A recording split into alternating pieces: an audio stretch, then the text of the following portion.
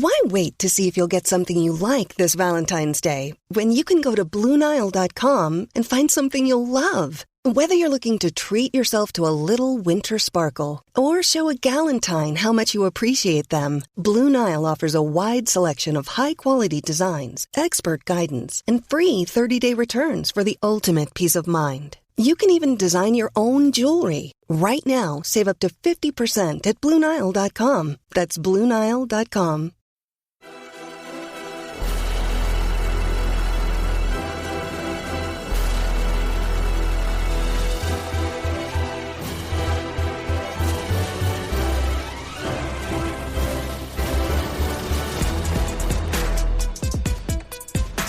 American soccer fans, welcome to episode 80 of the Stars and Stripes FC podcast. Donald Wine here, manager of Stars and Stripes FC, your source for all things U.S. national teams, the players that comprise them, and everything else surrounding the game of soccer in America.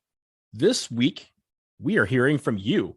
Several listeners asked some questions about the U.S. men's national team and the women's national team, and we are going to get to a few of them on this episode. Some are more topical questions based on recent events, while some may be questions about the current state of things for American soccer. So first of all, thank you to everyone who submitted a question. I know we're not going to get to all of them, but I appreciate all of you for taking the time to ask a question for this particular episode. And again, keep them coming. We want to hear more from you. I want to hear more about what you are thinking about when it comes to the state of affairs here with U.S. soccer. Whether it be the men's national team, the women's national team, all the extended national teams, youth national teams, or just the rest of the leagues, MLS, NWSL, NISA, US Open Cup, whatever it is, email us, ssfcpodcast@gmail.com. That is the place you want to send all your questions, and we will get to them on future shows as well.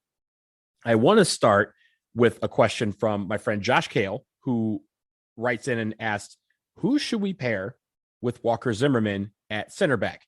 And first of all, Josh, thank you for the question. I think obviously his question is having a lot to do with some of the injuries that have been sprouting up around the men's national team player pool over the last week or so. Miles Robinson, of course, done for the next considerable amount of time. Some people have pegged it at 6 months or less. I am not as optimistic. He tore his Achilles last week. He has had surgery. He will most likely be out for the World Cup this fall.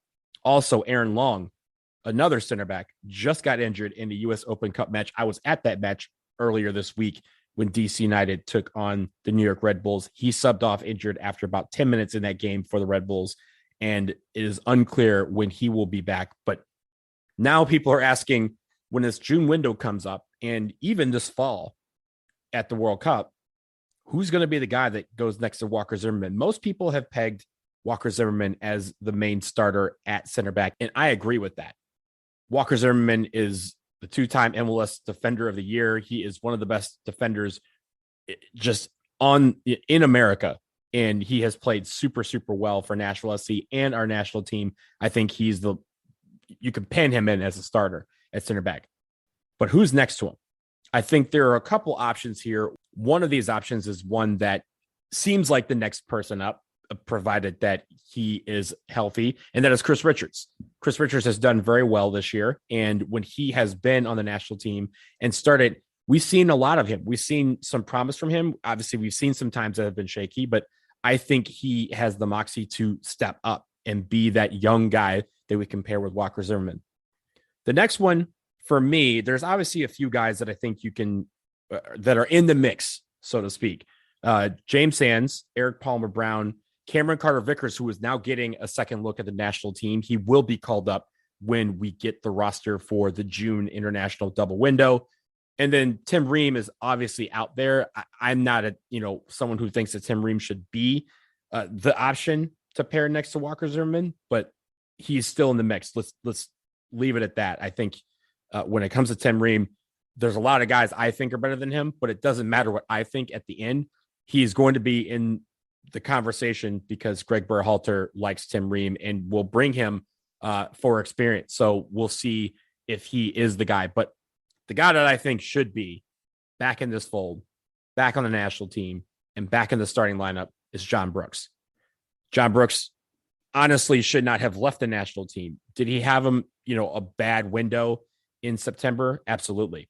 And he was the first to admit that. When he was left off of the team in November, he was out in October due to injury. When he was left off in November, he has been very candid about, hey, I need to get better. I need to work hard to get back and earn my spot. And even as recently as March, he has said that very same thing, that he wants to fight for his World Cup spot. He wants to fight for a spot on the team. Now that Miles Robinson is done for a considerable period of time and Aaron Long is also hurt and we don't know how long he will be out, John Brooks needs to be called back in. It's time. This is the window that Greg Berhalter has said is the window where he can talk to John Brooks and really work with him about the deficiencies that he sees in his game and how he can work into the system. It's a 2.5 week window. It's a 2.5 week camp. Get John Brooks in here, give him a chance to show that he can be the guy to pair alongside Walker Zimmerman, because honestly, in my opinion, John Brooks is the best center back that we have. I know that guys have played better than him in recent months, but that doesn't change the fact that on paper and talent-wise, I think John Brooks is one of the best center backs that we have at the position. And I think him and Walker Zimmerman have proven to be a great combo together when they've played. So I think that would be my pick, either Chris Richards or John Brooks. But either way, bring them both into camp in June, if Richards is healthy, of course, and let's see what both of them can do under the pressure. We're going to have 4 matches for the men's national team in June. Couple of great tests against Morocco and Uruguay, both teams that are going to the World Cup, and then Nations League against Grenada and El Salvador. Let's see who can be the guy that can pair along Walker Zimmerman. Bring those two in. Let's see what happens. So, Josh, thank you for that question. Appreciate you, man. I'm going to move next to my other friend, Joe Davis, and he asked an interesting question. He asked, who's the most intriguing dual national that hasn't been called in yet? This also in reference to an article. Again, we talked about this on the last episode, that Greg Berhalter is planning on calling in a dual national that has not yet debuted with the senior national team. And everybody's trying to pinpoint who that was. And we kind of hinted that it's probably going to be Malik Tillman, or at least our hunch was that it was Malik Tillman. And honestly, he's my answer for the most intriguing dual national. Why? Because I haven't seen him play that much. And yes, he's played a few times for Bayern Munich, and Bayern is one of the best teams on the planet. And if you're able to play for Bayern Munich, you have to be able to get some eyes on you and look. But he hasn't had enough of beyond cameos for me to be able to get a full grasp of what he can bring to the attacking front. And ladies and gentlemen, we need a lot of help up front. We need a lot of depth on the attacking front, and hopefully Malik Tillman can bring it. If he is the guy that we are bringing in June, that's great, because we'll get to see firsthand what he can do with this pretty much a group of guys on the national team. But I think that is the guy also that I want to see more of. And maybe it's because Bayern has so many guys that are just world-class that you never get to see someone like that really make a debut. Remember, Chris Richards also was on Bayern, struggled to break through, but finally did. And then he was loaned out to Hoffenheim, where he has played a lot more. So Malik Tillman, that's my guy. I want to see what he can do, and hopefully he can impress. Next up, a guy named Brian on Twitter. He sent his question on via Twitter. He is at Ocho McOcho. First of all, great handle. But the question that he has is, with the quality of goalkeepers in the U.S. system, how would you rate the top 5 in our system? And would those rankings match the likely top 3 for the World Cup roster? Well, everyone who knows me out there knows that who I rate is going to be different than the top 3. My top 5 and the actual likely top 5 there's some guys that are similar, but the order is different for me. Who do I rate as the top 5 goalkeepers in America? You can call me a homer, you can call me whatever, but you got to call me. So let me give you my top 5. Matt Turner, Bill Hamid, Ethan Horvath, Zach Steffen, and Gaga Slonina. I think those are the top 5 right now, in my opinion. However, I know that Bill Hamid's time on the national team has probably come and gone. Again, I'm a homer. I think he's one of the best goalkeepers I've ever seen. And I don't say that lightly, but I do think that he is on the outside, very outside looking in. And I think really your top 5 in no particular order right now, is Zach Steffen, Matt Turner, Sean Johnson, Ethan Horvath, and Gaga Slonina. I think Zach Steffen and Matt Turner really have to show that despite being on teams where they're not going to play that much, remember, Matt Turner is scheduled to go to Arsenal this summer. Zach Steffen is a backup at Manchester City. If they don't get a lot of playing time, we have seen firsthand goalkeepers who struggle for playing time with their clubs, and because of that, their sharpness dwindles. And you can't have your sharpness dwindle during a World Cup. So hopefully those guys are able to commandeer and figure out a way to get some playing time this fall, whether it is with their parent clubs or on loan somewhere for the fall, just so they can play every single week and make sure that they are sharp for the World Cup. But I think if you have those two guys going, it is a toss-up between who Greg Berhalter will go with in goal. My money is on Zach Steffen for what Greg Berhalter wants, because in the head-to-head, I think there's been only one or two matches over the course of the last couple of years. And I know Matt Turner really came on the scene last summer, but there's only been one or two matches where he has gone with Matt Turner over Zach Steffen, and most of that was because of rotation. So when both are available, Zach Steffen is Greg Berhalter's guy. I do think that Matt Turner should be the number one. I think he has outplayed Zach Steffen on the international level, but I don't think that Greg Berhalter will go with Matt Turner if all things are equal and everyone's healthy when we get to the World Cup. That's just my opinion. I also think that the third goalkeeper spot is going to be down to Sean Johnson, Ethan Horvath, and Gaga Slonina. I do not think Gaga Slonina is that third guy. I think it'll all depend on whether Ethan Horvath can put some clean sheets on the board and show that in Europe that he can be a quality keeper that plays every single week. If he can, then I think he gets the edge over Sean Johnson. If he doesn't, I think Sean Johnson gets the call, and he is the third goalkeeper going to Qatar. Now, keep in mind that Qatar could have 26-man rosters instead of 23-man rosters. In that case, I do think that a fourth goalkeeper will have to be called in. I think they'll require that. And if that's the case, then I think it's Slonina that's on the outside looking in. But he is a bright mind for sure. The thought about him going to Poland has crossed my mind, but honestly, I don't see that happening, at least right now, because he's not starting for Poland tomorrow. He's not starting for the United States tomorrow. So that means he has time to make a decision on what he wants to do going forward. Thank you, Brian, for that question. Really appreciate you sending that on Twitter.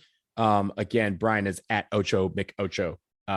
So I want to move on to the next question, which is from Ray Noriega, and Ray and I go way back. And his question is, if you know Ray and I's relationship, you know that this is something that is more of a joke, but it is an interesting question. Why do they never play important matches in California?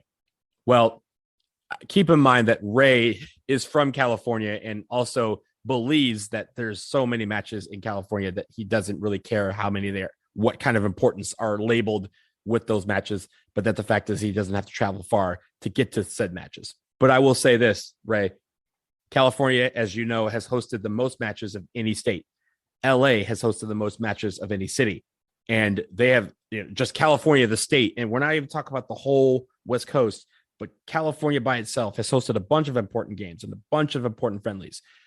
And the thing I want to, warn people who live out in California who think that, oh, we're getting screwed, we don't get a lot of important games. I think you need to be prepared to hear this. Every game is important when it comes to being a player on the national team. And the players have outright said that fans need to understand that every game for them should be labeled important. Now, if you're talking about competitive matches, look, you've gotten a World Cup qualifier. You have gotten a Copa America. You have two Copa Americas if you include Arizona in that. You have gotten a CONCACAF Gold Cup final, and you've gotten a CONCACAF Gold Cup playoff, all in the last 6 years. So this is, I don't know what to tell you. You get a lot of matches. Keep in mind that I live in Washington, D.C. Washington, D.C. has not had a single match in 2 years, not a single one involving the men's or women's national teams. And even if you take the women's team into account, it will be 2017, 5 years, over 5 years since the last time the Queens, the two-time defending champions, have shown up at the nation's capital on the East Coast. So everyone points towards this because this question came up because of all the games that have been going to Ohio recently. And I will say, y'all know I'm from Michigan originally, and I have thoughts about Ohio. I will save them for another day. But I will say this: all of these things are cyclical, all of them. Ohio has gotten a ton of matches. Very soon, there's going to be another crown jewel that U.S. Soccer is going to want to go back to over and over and over again. Austin's had 3 matches in a year when you consider that they're about to get the Grenada match on June 10th. That will be the 3rd men's or women's match in the span of a year. And the stadium was literally opened by the women's national team just a year ago. So it's all cyclical. There are going to be stadiums that are going to get a lot of matches because of where they are, because they are easy to get to, because they're easy for U.S. Soccer to work with. And the idea is to make it where, yes, I want to see games going all over the place. I want to see matches in places that don't get a lot of matches, but everyone says they don't get a lot of matches, and everyone is lying because everyone gets matches. It's just a matter of the matches that you feel are important are the ones that you count. And honestly, all the players on all the national teams, men, women, youth, extended, every game's important for them. So when you have this discourse on Twitter, make sure you leave that part out. If you have not gotten a match in a long time and you're in a city that should be getting matches, fairly frequently, or at least regularly, or at least occasionally, then yes, shout that out. But the whole, we get a bunch of matches, but they're not important, leave that part out, because that is one way to make sure that you never get a match that you deem to be important. So Ray, thank you for that question. I know what I just said, Ray, is something that you actually agree with. But I do think that question was very important. Keep in mind, again, LA, we talk about LA. LA has had 3 matches in the span of 2 months. They had the January camp, which was in December, and then they had 2 She Believes Cups, which I count as competitive because it is a competitive tournament. So to each their own. Everyone thinks that their city doesn't get matches, but everyone ends up getting matches. It's all a cycle, and very soon, either the men or the women will be coming to your neighborhood. Get ready, because when that comes to your city, guarantee you're going to call it important. We have some more questions to answer, but we will tackle those on the other side of this break. So sit back and stay tuned. This is the Stars and Stripes SC Podcast.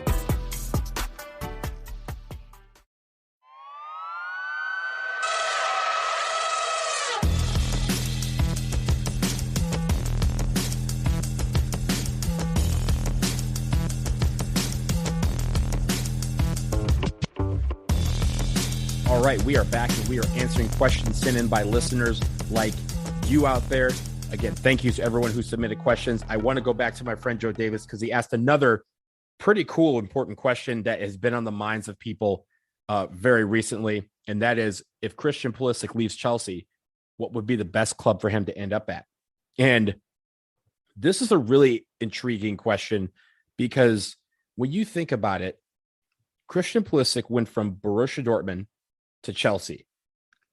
Borussia Dortmund is a very big club, but it is not a club that people would view as one of the top big clubs on the planet. He went to Chelsea, a team that now is considered one of those top, 5, 6, 7, whatever you want to call them, clubs on the planet. If you think about the Super League that was created, Chelsea was originally a part of that. Like they are in the big time. And there's not a lot of places that Christian can go that would be considered either a lateral move or a step up when you leave Chelsea. I think that is the issue facing him when he considers where he wants to go, because I'm sure with the salary and just with this prestige of being at Chelsea, you want to have something on par with that or better. And there's not many clubs that can do that. So if you're thinking about it, in the Bundesliga, he could go back to Borussia Dortmund, but that's considered a step down. It's not necessarily considered a lateral move to leave Chelsea to go to Borussia Dortmund. And I'm not saying that to diss Borussia Dortmund, but that's what it is. Everyone considered his departure a step up in talent, a step up in prestige, a step up in the level of play that he had to deal with.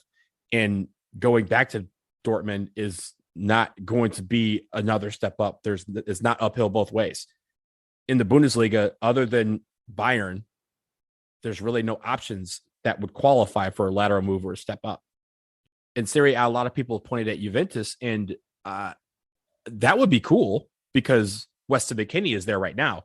And honestly, I think Serie A would be interesting because the style of play might cause him to play a little differently. He still gets the physicality, but he also gets a little bit more open style of play, and that may suit his game a little bit more. And that would be intriguing. But I'm looking at this kind of realistically and saying, I don't know if Juventus is going to try and get another American, even if it's Christian Pulisic. And also, we've heard talked about Weston McKennie going to the Premier League, to Spurs or to Leeds or to whoever. But we've heard about him leaving. So why would they send him out with the guy that he's trying to pull in is trying to come to Juve? I don't know. I'm not certain that Juve is the best place for him. There's Paris Saint-Germain. That is a level up, or at least a level over. But a lot of Americans right now are just having a tough time in France. I don't know if that style of play in France would suit Christian Pulisic and really bring out the best of his game. I think one league that would accentuate his game and really give him a chance to thrive in an open field is La Liga. Yes, there's a little bit of physicality nowadays, but I think they have a more open style of play in that league.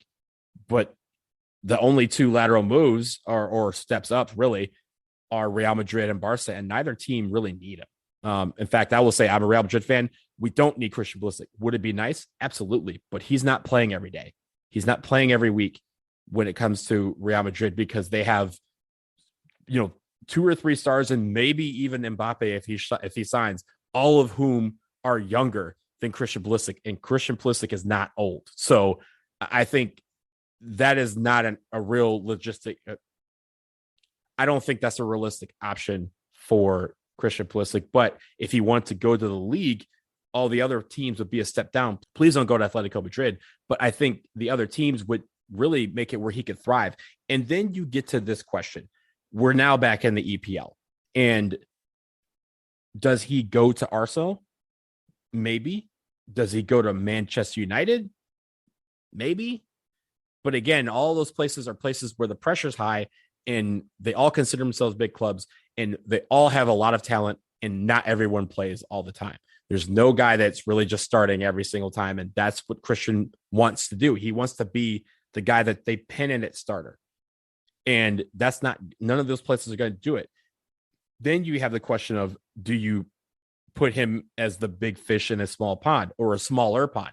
West Ham could qualify that. He'd stay in London. It's, they're trying to accentuate their stature. They're in, the Olympic Stadium and they have a lot of fans and they're known the world over, but it's still a step down from Chelsea. So Spurs, I don't know if he's going to want to go to Spurs, or honestly, I don't know if he want to go to another team in London. He would want to leave London and go to somewhere else in England. Those are all questions for Christian Pulisic, really. But at the end of the day, there's not a lot of options for him. And Chelsea, as we've seen, I think a lot of people need to kind of be patient, because if you think about it, if he leaves to go somewhere now, he's starting a new club at the time where we need him to be playing a lot of games. And if that team is not signing him to play a lot of games, then he is going to be a guy that may not be sharp when it comes time for the World Cup at the end of November. So a lot of questions for Christian Pulisic. Honestly, the best fit for him may be to stay at Chelsea or to just loan himself out somewhere where he can get some playing time, maybe stay in the EPL and go to a lesser club, but get the playing time that he needs until January, where then he comes back and fights for his spot at Chelsea. I want to move on to this question by Ryan Shira. Ryan, he writes, why do we still allow artificial turf at MLS stadiums? This is in response to Atlanta United really facing a couple of men's national team, one former men's national team player and one current men's national team player, rupturing their Achilles in the span of a month. That would be Brad Guzan and Miles Robinson. But when we think about Major League Soccer, you split it up into the NFL stadiums and the soccer specific stadiums. There are 6 stadiums in Major League Soccer that have turf. BC Place, which is not an NFL stadium, but it's because it's in Canada. It has a CFL team there, so they are artificial turf. The other 5 are Charlotte SC, which plays at Bank of America Stadium, NFL, Gillette Stadium, which is home of the New England Revolution, Lumen Field, home of the Sounders, Mercedes-Benz Stadium, home of Atlanta United, and the only soccer-specific stadium that has field turf, Providence Park, home of the Portland Timbers. Everyone else has grass, or at least a hybrid grass, which we're not considering for that because hybrid grass is still considered more grass than turf. And I think the problem with those is that really a lot of these are not necessarily occurring on turf more than grass. We just kind of see it accentuated in the case of Atlanta because they had 2 guys rupture their Achilles on the turf at their home stadium. But they also had one guy who ruptured his Achilles at their practice facility, which is grass. So it's interesting, Ryan, because I think a lot of people would say, yeah, you don't want to see the guys playing on turf, but turf is not necessarily, leading to more injuries on the average than grass, simply because there's not that many stadiums in the league that have field turf. A lot of these injuries are occurring on grass. A lot of them are occurring on turf. And I think even if it's equal, it may not be the turf necessarily. It may be just how these guys are playing, that the style of play is making it where they have to make decisions really quickly. And one plant here or there, and it definitely doesn't have to be on turf. It could be on grass. If you plant your foot the wrong way at the wrong time, it leads to a bad injury. And we've seen guys get subbed off. I mean, Aaron Long got subbed off at Audi Field. Audi Field is grass. So, guys are getting hurt, and I don't think it's necessarily related just to the turf. I just think that the rash of injuries and the bad luck that a lot of players are having, again, is cyclical. I don't know what is explaining it, but I don't think the full 100% answer is these guys are playing on turf and they shouldn't be playing on turf. So I think when it comes to those stadiums that do have turf, I mean, Providence Park has considered moving to grass, and I think they're heavily considering it now. The stadiums that are NFL stadiums that have field turf, they're not changing it because until the NFL team decides they want to have grass, they are staying at field turf. And even in the case of like Lumen Field, grass may not work up there at certain parts of the year. So it's going to be turf for as long as we can see. And we just have to be able to get used to the fact that some of our stadiums, we're going to have to play on turf. Some of them are going to have to play on grass. So thank you, Ryan, for that question. I want to go back to my friend Ray. He has a question about the style of play for the men's national team. Now that we're years in to this experiment, has playing from the back actually worked? No, it has not, Ray. In my opinion, it is not, because I think a lot of people looked at Barca's tiki-taka from the late 2000s, early 2010s, and how Spain did it as a national team, basically employing that tiki-taka style of play, and decided that everyone has to do it because that's the only way. And I guess the reason why is because, I mean, for a while, Spain was pretty much untouchable. They won every single tournament they had, for like a few years. There was a series of like 5 or 6 years where Spain was the best team on the planet, and it wasn't close. But I don't think everyone can do that. Everyone can't play like Spain. Like, we have to play like we play. And the United States, I feel like people are trying to always adapt our style to something else. And we just need to find our style of play. We're not a country that plays out of the back very well. Very few countries do. I mean, if you think about it, not even Brazil really plays out of the back all the time. It's something that, clubs are starting to do, so guys are becoming more familiar with it. But no one's really like 1,000% well with it. And I think that's the thing is, for me, we're going to a World Cup. We're going to a World Cup qualifier. If we're not 100% ready to do it, then don't do it. You don't experiment on the final exam. You don't experiment at Thanksgiving. I've said it on this show before. And I feel like this experiment was something that we kept trying to do and trying to make it work. And a lot of times it just didn't.